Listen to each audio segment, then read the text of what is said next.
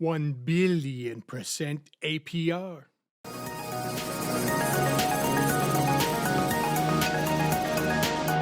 Welcome back to the RugDoc YouTube channel. We got another exciting video for you today. I'm going to go through an article written by a Mr. Nat Eliason. You can check him out on Twitter at Na Eliason. And this article is on those outrageous APRs that you see, and you're like, what in the world is going on? He did a wonderful article about this, and we were talking about it in the RugDoc admin chat, and it came up. I checked it out, and I wanted to bring it to our audience because I think it's really important. And he has some really good articles too. So go over there, check this one out first, and then see what else you can find. 150% APR. How are DeFi yields so high? D Friday number 6. Is this real life or is it fantasy? When you first step into the DeFi world, you're presented with investing options that might break your brain. Sure, we all know about the to the moon stories where the value of a coin might unpredictably surge to 10,000x and then go to 0 days later. But that's not the only source of yield in crypto. For example, check out Yearn, which he wrote about earlier. They're currently offering 3.3% APR on Tether, a stable coin pegged to the US dollar. So how is that possible? Savings accounts in the TradFi or traditional finance world pay 0.35% if you're lucky. So how is the APR on everything in DeFi around 3 to 7% minimum? And often into the tens, hundreds, or even thousands of percents. Well, it's easy to see those rates and say that's a scam or that's too good to be true, and sometimes you'd be right. But some of this yield can be explained without using the word Ponzi. In this piece, Nat's going to try to explain exactly where he's coming from and what yields are robust versus what yields are closer to unstable Ponzi schemes. We're going to dive in. The foundation of yield in DeFi. Not all yield is created equal. Some are extremely robust. Some are an outright fabrication. There are 4 types of yield that make up the foundation of all robust earnings in DeFi. Staking rewards, compensation for helping secure the blockchain. Lending rates, interest earned for providing funds other people can borrow. Exchange rewards, fees earned for helping decentralized exchanges fill trades. And number 4, fee distributions. These are fees charged by platforms that are distributed to their token holders. And then there's a high risk, a high reward one that drives most of the really insane interest rates. Incentivized liquidity pools, where you're paid extra tokens in exchange for helping a newer platform launch. Let's take a tour of each. Number 1, staking rewards. Bitcoin and Ethereum currently operate on a proof of work consensus model, which requires mining in order to secure the blockchain.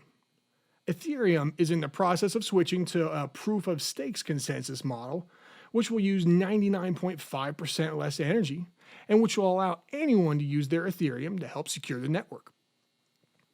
Miners earn reward fees for securing the blockchain, and once Ethereum switches to proof of stake, those rewards will go to stakers instead. So you'll be able to stake your Ethereum and earn some of the transaction fees and block rewards that come from securing the network. The interest rate depends on how much Ethereum is staked. Currently, the rate is around 6%, but the floor is closer to 5% if a significant percentage of outstanding Ethereum gets staked. The yield is extremely robust and does not rely on inflation or other creative financial incentives. Stake your Ethereum, and you can collect 5 to 6% per year in return. Now, if you want to do a light version of DeFi, you could simply take your Ethereum and stake it on Lido. They're currently paying 5.8% APR on staked Ethereum, and they handle all the technical aspects of staking for you. It's slightly less secure than figuring out staking on your own, but you also need 32 ETH to set up your own node. So Lido makes it quite a bit easier and much cheaper. And the nice thing about Lido too is they give you a ST ETH or staked ETH token in exchange for staking your Ethereum, which you can do, which you can then go do other things with. More on that in a bit. Number 2, lending rates. The next type of robust yield is the returns you can earn by depositing your funds on lending and borrowing platforms like Compound or Aave. This is certainly the easiest kind of yield to understand. You deposit some DAI into Compound. They let someone else borrow that DAI at 5%. They pay you to spread at 4 out of 5% for providing the liquidity, and boom, interest. It's the same thing TradFi banks or traditional finance do when you deposit money into savings accounts. There are just significantly fewer middlemen who need a paycheck along the way. This is also where we see another difference between DeFi and TradFi. People are typically willing to tolerate paying higher interest rates in DeFi, which is why you're also able to earn higher interest rates. If other investors weren't willing to borrow at 5 or 10%, you wouldn't be able to come behind and get 4 to 9% for lending it.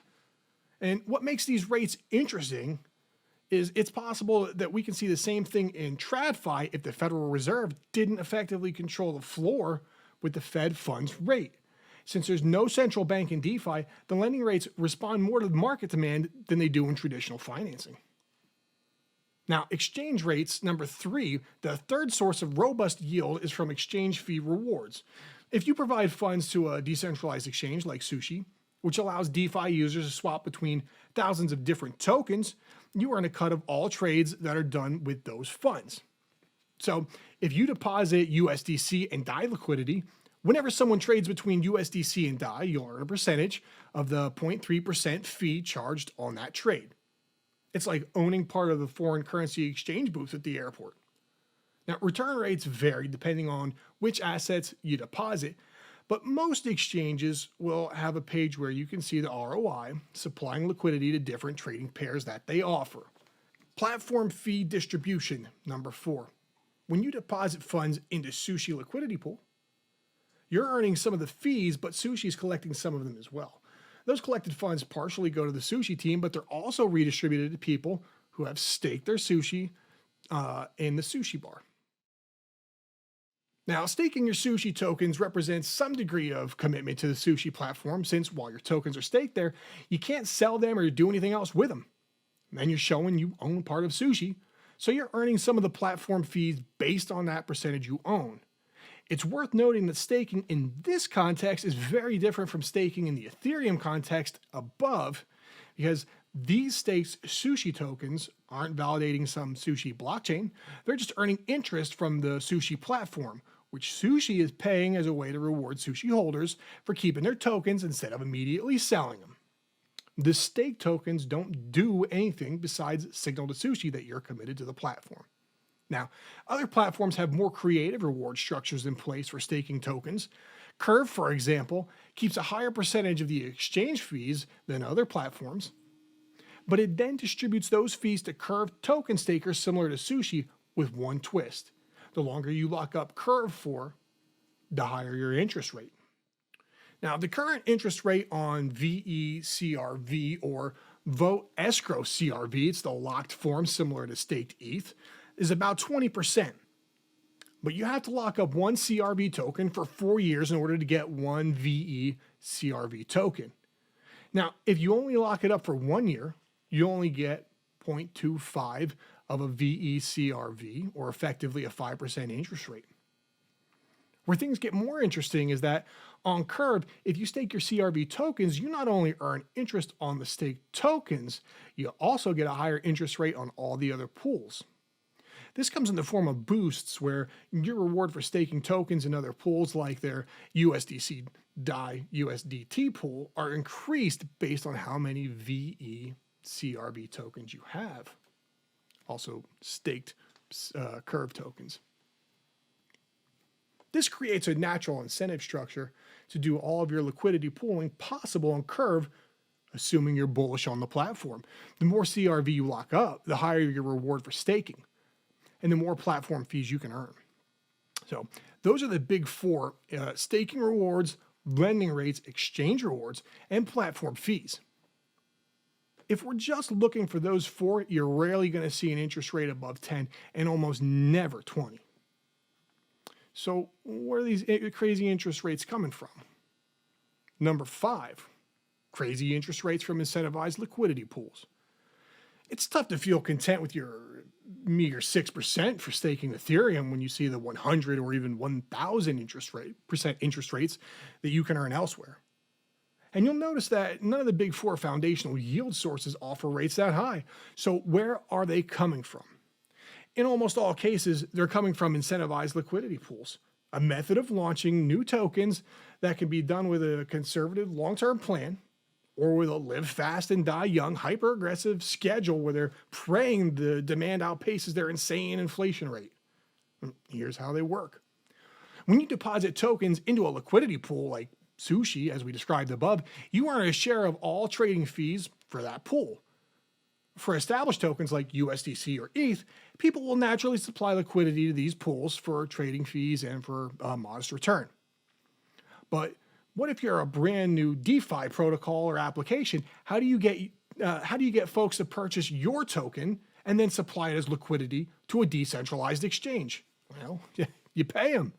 Let's use Alchemix, which Nat wrote about here as an example.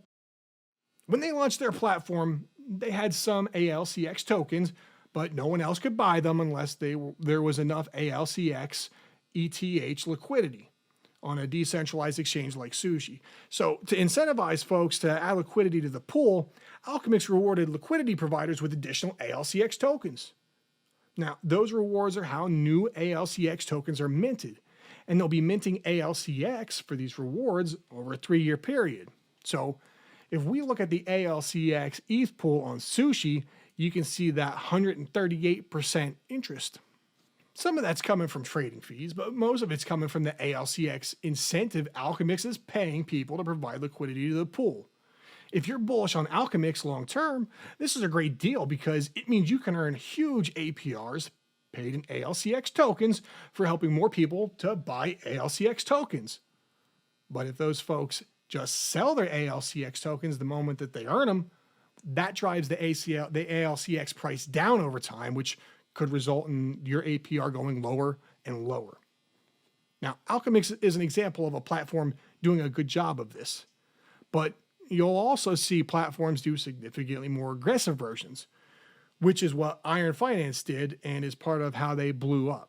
Now, they were paying a massive APR of about 1,825% to people for providing Titan Iron liquidity, which they paid by distributing new Titan tokens. Now, that worked great while the price was increasing, but as soon as that big sell-off started, the house of cards started to collapse, and now Titan is worthless. Incentivized liquidity pools are a fantastic way to bootstrap adoption of a new token when they're done well and without too aggressive of a token distribution schedule.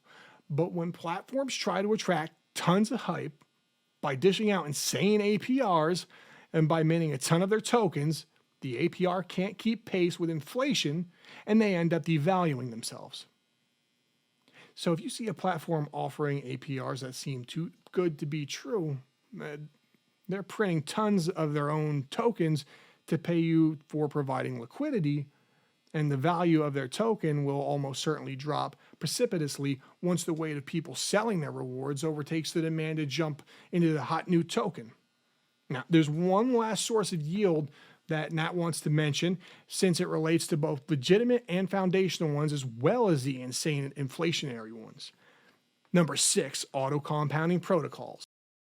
Now, compounding interest is great, but to take advantage of it in DeFi, you usually have to manually compound your rewards from different sources. For example, if you deposit liquidity on Sushi to earn Sushi token rewards, those rewards are not automatically being reinvested into the liquidity pool. You have to collect and reinvest them yourself. But doing that requires making a few transactions, which, based on the gas fee, can be pretty expensive. Nat actually built a calculator for folks in DeFi that are trying to look at these figures and understand when they should harvest and reinvest. All right, you can check that out on his page too, and we'll leave a link in the description. But if you don't want to do this yourself, or if your investment isn't big enough to justify compounding it yourself, you can use auto-compounding protocols like Pickle, which compound your liquidity pool earnings for you. If you join the Sushi ALCX ETH pool mentioned earlier, you could stake your liquidity pool position on Pickle instead of on Sushi, And then your APY would be between 208 and 216, as seen in this here. Now, that return is the result of Pickle continuously harvesting the sushi rewards for the pool and then selling those rewards to reinvest in a liquidity pool and compounding your earnings for you. These auto compounders are where you start to see some of these really insane numbers. Now, check out the auto compounding farms on Beefy Finance on Polygon. Put $1 in today, and in 1 year, you'll have $6 million. Nothing concerning about that, right? Well, just remember that when you see an APY instead of an APR, they're getting that number by continuously compounding the current APR for a year. It's not a real rate. The daily rate is accurate, but remember what happened with iron. When it seems too good to be true, it probably is. So where's the yield? When you're evaluating DeFi projects offering you attractive APRs, try to get a sense of where that yield is coming from. Is it coming from platform fees being redistributed to token holders? Or is it from the platform inflating their currency in the hope that people will keep buying it and pumping it up? Getting a good read on where the yield is coming from will help make sure you're participating in projects that will last instead of funding the next runaway crypto Ponzi. Now, another message from Nat in the wrap up. That's all for this week. Be sure to subscribe to get future editions. If you sign up for a paid membership, you'll also get access to a private Discord with Nat and the other members of the bundle to talk about all things crypto, finance, productivity, business, and more. Aside from there, if you have any questions or you want to say hi to Mr. Nat, you can find him on Twitter at Nat Eliason. And I'll leave a link in the description so you can locate him and hunt him down on Twitter. And I'll also leave a link to this article because I think it was an exceptionally well-written article, and he articulates this very well.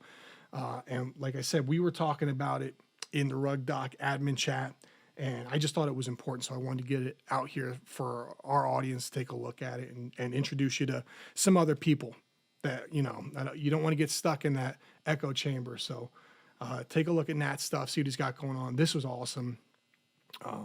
But that's going to do it for us. I appreciate you guys hanging out. At RugDoc, we commit to the safety of our community first and foremost. So I hope this video on APRs helped explain, and now you can understand why you see all these crazy numbers and how they actually work. I also want to give a shout out to Nat Eliason for writing a killer article. Check out his links and our links down in the description below. We'll see you in the next video. Thanks for watching.